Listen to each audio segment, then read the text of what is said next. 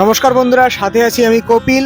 আর কলকাতার থেকে 124 কিলোমিটারের দূরত্ব এই অপরূপ সুন্দর জায়গাটি। চলুন একবার কি ঘুরে দেখে আসবেন। জায়গাটি হলো ওয়েস্ট বেঙ্গলের ভিতরে Bakkhali sea beach. Bakkhali sea beach অত্যন্ত সুন্দর একটি জায়গা। আমরা এখানে টোটো নিয়ে এদিক ওদিকে অনেক জায়গা ঘুরতে বেরিয়েছিলাম। অনেকগুলি ঘোরার জায়গা আছে, আমি কমেন্ট বক্সে আমার লিঙ্কগুলি দিয়ে দেবো। সব জায়গাগুলি মোটামুটি ঘুরেছি। তো এই জায়গা থেকে ঘুরে আমরা বকখালি সি বিচ, যেটা মেইন জায়গা, সেই সি বিচের দিকে যাচ্ছিলাম। বাঁ দিকে ডান দিকে দেখতে পাচ্ছেন যে সুন্দর সুন্দর হোটেলগুলি। এই হোটেলগুলিতে আপনারা যেরকম প্রাইজে আপনারা পছন্দ হবে, আপনারা সেই প্রাইজেরই এখানে হোটেল পেয়ে যাবেন।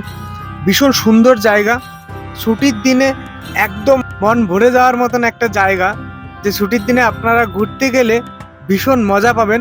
আর অনেকগুলি জায়গা আছে এখানে, শুধু যে বকখালি সি বিচ এরকমই নয়, আর এখানে সব রকমের সব কিছুরই দোকান আছে। ভীষণ সুন্দর রাস্তাঘাট, যোগাযোগ ব্যবস্থা খুব ভালো, আর কোনোই অসুবিধা নেই। এত সুন্দর পরিবেশের জায়গা, আপনারা একবার চাইলে কিন্তু অবশ্যই ঘুরে আসতে পারেন। সাথে সাথে আমার সকল বন্ধুদের কাছে অনুরোধ করব চ্যানেলটি আমার সাবস্ক্রাইব করে রাখার জন্য, যাতে আমি পরবর্তীতেও অন্য কোনো ভিডিও করলে আপনারাই যেন আগে দেখতে পারেন, তার জন্যই।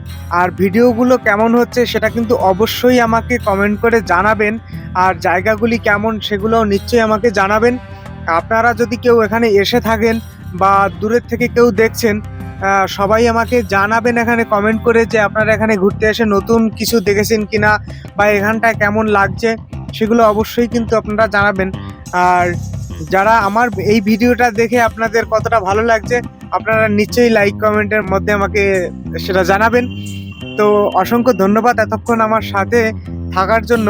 তো এবার চলে এসেছি কিন্তু আমার একদম সেই সি বিচের কাছেই একদম। এখান থেকে দেখা যাচ্ছে সন্ধ্যার ঠিক একটু আগেই আমি এখানটায় পৌঁছে গেছিলাম। তো এখানে ঘুরতে গিয়ে কিন্তু ভীষণ সুন্দর লাগছে। এখানে লোকজন কি বলবো, এখানে একটু লোক কম, যেমন দীঘায় হই হই চই চই ওরকম অতটা ভিড় নয়। ভীষণ সুন্দর জায়গা। এখানে দেখেন কত সুন্দর সুন্দর খাবারের দোকানগুলো আছে। মাছগুলো দেখলে না অসাধারণ। মাছের দোকানগুলোতে দেখেন কেমন ভিড় লেগে আছে। এখানে কিন্তু আপনারা চাইলে জ্যান্ত সেই ইলিশও কিনতে পাবেন, সেরকম জায়গাও কিন্তু আছে। আমার ভিডিওতে আমি বলছি যে লিঙ্ক দিয়ে দেবো, অবশ্যই সেই জায়গাগুলো আপনারা লিঙ্কে ওখানে দেখতে পাবেন ভিডিওতে, যে সেই জায়গাগুলো কেমন। এখানে দেখেন একটু রাত হয়ে গেছে, আমরা এখানে চেয়ার নিয়ে বসেছিলাম। একদম সমুদ্রের সাইডে চেয়ার নিয়ে বসে থাকার মজাটাই একটা আলাদা।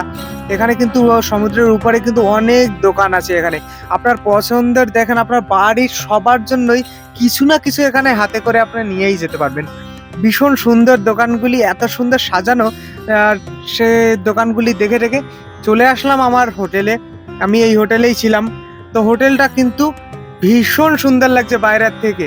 একটু রাতের দিকে দেখেন আলোতে না বাইরের পরিবেশটা এত সুন্দর, চোখ ধাঁধানো ছিল।